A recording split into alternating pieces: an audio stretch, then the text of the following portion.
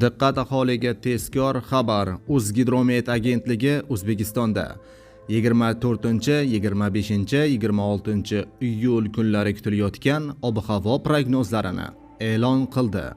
Barcha O'zbekiston fuqarolari tezda xabardor bo'ling. Assalomu alaykum, hurmatli tomoshabinlar. Videoroliklarimizdan to'liq xabardor bo'lish uchun albatta videorolik ostiga like bosib, kanalimizga obuna bo'lishni unutmang. Like bosganlar videorolik oxirida 15 ming so'm egasi bo'lasiz.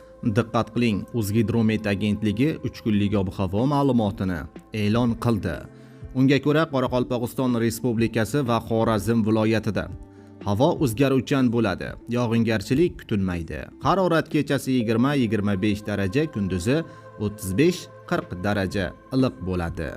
Buxoro va Navoiy viloyatida 25-iyul juma kuni havo harorati kunduzi 34-39 daraja, kechalari 23-28 daraja bo'ladi. Yog'ingarchilik kutilmaydi. Toshkent, Samarqand, Jizzax va Sirdaryo viloyatida havo bulutli bo'ladi. Yog'ingarchilik kutilmaydi.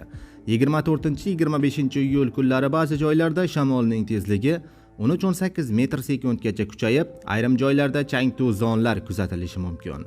Harorat kechasi 20-25 daraja, kunduz kunlari 32-37 daraja issiq bo'ladi. Qashqadaryo va Surxondaryo viloyatida havo bulutli bo'ladi. Ayrim joylarda kechki tomon salqin tushadi. Havo harorati kechasi 23-28 daraja, kunduz kunlari 34-39 daraja issiq bo'ladi. Andijon, Namangan va Farg'ona viloyatida 25-24-26 iyul kunlari harorat kechasi 20-25 daraja, kunduz kunlari esa 32-37 daraja bo'ladi. Yog'ingarchilik kutilmaydi.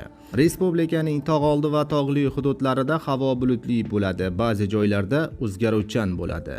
24 va 25 iyul kunlari ayrim joylarda qisqa muddatli yomg'ir yog'ishi, momaqaldiroq bo'lishi mumkin.